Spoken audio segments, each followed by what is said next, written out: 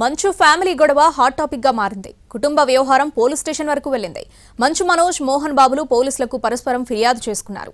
గుర్తు తెలియని వ్యక్తులు తన ఇంట్లో తనపై దాడి చేశారంటూ పహాడీ షరీఫ్ పోలీసులకు మంచు మనోజ్ కంప్లైంట్ ఇచ్చారు. తన ఇంట్లోంచి సీసీటీవీ ఫుటేజ్ కూడా ఎత్తుకెళ్లారని ఆరోపించారు.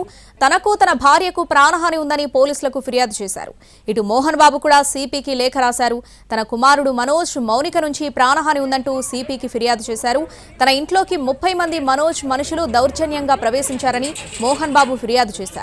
మనోజ్ గతంలో ఇంటి నుంచి వెళ్లిపోయాడని, అయితే 4 నెలల క్రితం తిరిగి వచ్చాడని చెప్పారు. అప్పటి నుంచి కొంతమంది అసాంఘిక శక్తులతో కలిసి సమస్యలు సృష్టిస్తున్నారని సిపి దృష్టికి తీసుకెళ్లారు మోహన్ బాబు. తన ఇంటి నుంచి మనోజ్, మౌనికలను ఖాళీ చేయించాలని విజ్ఞప్తి చేశారు. తనకు ప్రాణహాని ఉందని, రక్షణ కల్పించాలని సిపిని కోరారు. మోహన్ బాబు ఫిర్యాదుపై స్పందించారు మంచు మనోజ్. తనతో పాటు భార్య మౌనిక పైన అసత్య ఆరోపణలు చేస్తున్నారన్నారు మనోజ్. కుటుంబ వ్యవహారాల్లో తనకు రక్షణగా నిలబడాలంటూ ఇరు రాష్ట్రాల సీఎంలను కోరారు.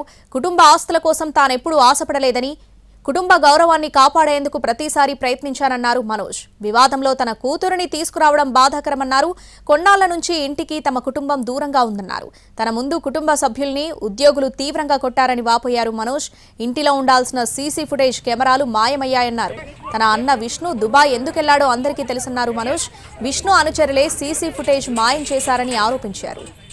ఇక విద్యాసంస్థల్లో కొన్ని అక్రమాలు జరుగుతున్నాయని, బాధితులకు అండగా నిలిచామన్న కోపంతో తప్పుడు ఆరోపణలు చేస్తున్నారన్నారు మనోజ్.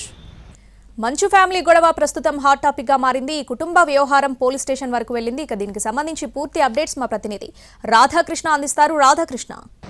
శ్రావణి, మంచు కుటుంబం సంబంధించి గతంలోనే మనం చూసాము. మంచు విష్ణు, మంచు మనోజ్ వీళ్ళిద్దరు కూడా గతంలో కొన్ని రోజుల క్రితం ఒక ఇంట్లో తిట్టుకుంటున్న వైనం వెలుగులోకి రావడంతో ఒక్కసారిగా మోహన్ బాబు ఇంట్లో కొడుకుల మధ్య కూడా వివాదం కొనసాగుతుంది అనేది కూడా తెరపైకి రావడం జరిగింది. అప్పుడు హాట్ టాపిక్ గా కూడా మారింది. దానిపైన వాళ్ళిద్దరు కూడా వివరణ ఇచ్చారు. కానీ మళ్ళీ 2 రోజుల క్రితం వరుసగా మంచు మనోజ్ పోలీసులకు ఫిర్యాదు చేయడం ఒకవైపు, మరొక వైపు నిన్న రాత్రి మోహన్ బాబు ఏకంగా రాచకొండ పోలీస్ కమిషనర్ కి తన కొడుకు కోడల ద్వారా ప్రాణహాని ఉందంటూ లేఖ ద్వారా ఫిర్యాదు చేయడం, ఈ 2 అంశాలతో మరొకసారి మోహన్ బాబు కుటుంబంకి సంబంధించిన ఆస్తి తగాదాలు, కుటుంబ తగాదాలు మరోసారికి తెరపైకి రావడం జరిగింది. ప్రస్తుతం అయితే ఈ 2 ఫిర్యాదులలో ప్రధానంగా మంచు మనోజ్ చేసిన ఫిర్యాదు, పహాడీ షరీఫ్ పోలీస్ స్టేషన్ లో ఫిర్యాదు చేసిన పైన మాత్రం ఎక్కడ కూడా కుటుంబ సభ్యుల పేర్లు లేవు.